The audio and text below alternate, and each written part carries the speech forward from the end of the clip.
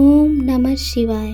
आज की कहानी देवों के देव महादेव भगवान शंकर के बारे में है, या यूँ कहे कि भगवान शंकर और उनके भक्त कुबेर के बारे में है। कुबेर, इन्हें धन रक्षक भी कहा जाता है और यक्षों का राजा भी कहा जाता है।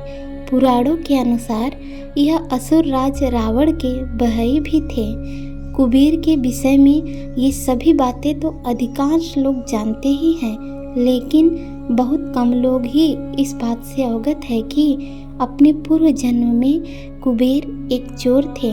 चोर भी कोई सामान्य या ऐसा वैसा चोर नहीं, वे भगवान के मंदिरों से चोरी करने से भी नहीं चूकते थे। वे गरीब से लेकर अमीर के घर, मंदिर, हर जगह चोरी करते थे। शिव पुराण के अनुसार हजारों साल पहले गुण निधि नामक एक व्यक्ति था। वह इतना गरीब और असहाय था कि उसके भूखे मरने की नौबत आन पड़ी थी। एक बार वह चोरी करने के इरादे से भगवान शिव के मंदिर में गया। वह मंदिर बहुमूल्य हीरे जवाहरात, सोने चांदी आदि से मौजूद था। जैसे ही गुण निधि मंदिर में पहुंचा, वहां रखा दिया बुझ गया। दिया बुझते ही मंदिर में अंधेरा गहरा गया। कुछ ही नजर नहीं आ रहा था। गुण निधि ने उस दिए को जलाने की बहुत कोशिश की, लेकिन हर कोशिश नाकाम ही साबित हो रही थी। फिर उसने अपने तन के कपड़े उतार कर उस पर आग लगा दी। गुण निधि ने हार नहीं मानी और उसने शिव मंदिर में उजाला किया। भगवान शिव यह देखकर बहुत प्रसन्न हुए। गुण निधि से प्रसन्न होकर भगवान शिव ने उसे अगले जन्म में धन के देवता कुबेर के रूप में जन्म लेने का वरदान दिया। यह इस बात का प्रमाण है कि भगवान शिव कितनी जल्दी और सहजता के साथ अपने भक्तों से प्रसन्न हो जाते हैं। इसलिए कहा जाता है कि भगवान शिव के भक्तों को उनके समक्ष दिया अवश्य प्रज्वलित करना चाहिए। कुबेर को धन का रखवाला माना जाता है। वह धन के देवता ही नहीं है, इसलिए उनकी मूर्ति हमेशा मंदिर के बाहर रहती है, ना कि अंदर। ये भगवान शिव के गढ़ों में से भी एक हैं। महाराज कुबेर और भगवान शिव की एक और कथा हम आपको सुनाने जा रहे हैं। पुराणों के अनुसार कहते हैं कि लंका पहले कुबेर की थी। रावण ने जब लंका पर कब्जा किया और कुबेर को वहां से निकाल दिया, तो कुबेर को मुख्य भूमि की तरफ जाना पड़ा। प्रजा और राज्य को खोने के बाद कुबेर निराश हो गए, इसलिए उसने भगवान शिव की आराधना और भक्ति शुरू कर दी। इस तरह से कुबेर एक शिव भक्त बन गए। कुबेर ने बहुत कड़ी तपस्या की और भगवान शिव को प्रसन्न किया। भगवान शिव ने उनकी तपस्या से प्रसन्न होकर उन्हें एक नया राज्य दिया और संसार का सारा धन उनको दे दिया। इस तरह से कुबेर धन का देवता बन गए और लोग धन और कुबेर को एक समान मानने लगे। संसार का सबसे धनी व्यक्ति बनने के बाद कुबेर भगवान शिव को बहुत कीमती वस्तुएं चढ़ाने लगे।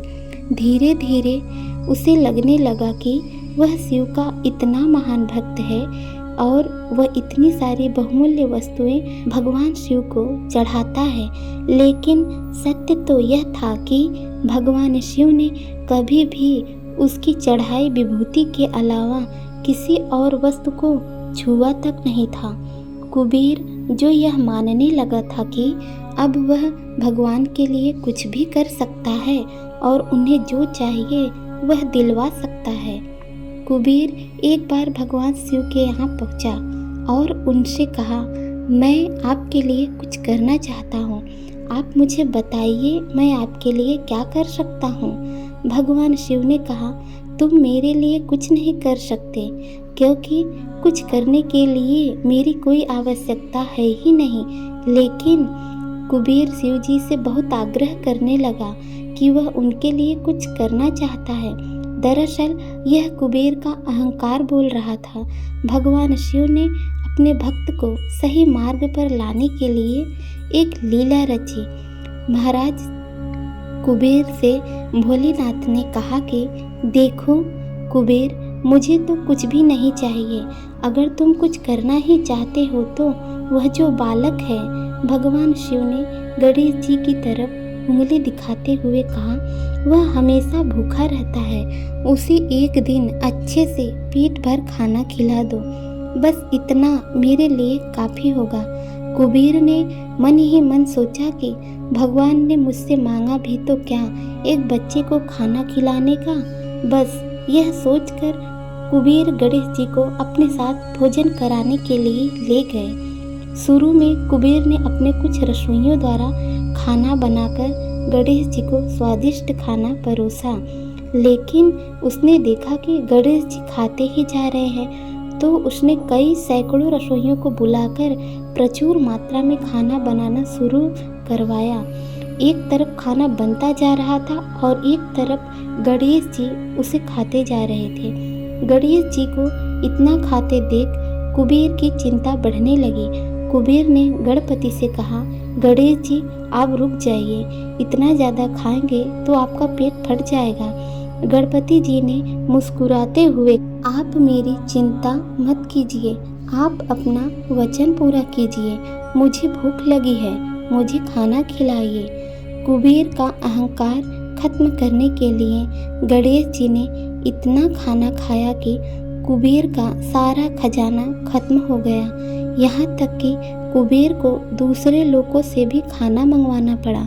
कुबेर को इस बात का ज्ञान हो गया कि उसके विचार के छोटेपन की वजह से उसने अपने आप को भगवान शिव का महान भक्त समझ लिया था, जबकि सच बात तो यह थी कि भगवान ने जो कुछ उसे दिया है उसी का थोड़ा हिस्सा वो भगवान को दे रहा था, जबकि इस संसार का सारा धन भगवान के लिए एक दिन के भर से ज़्यादा नहीं है।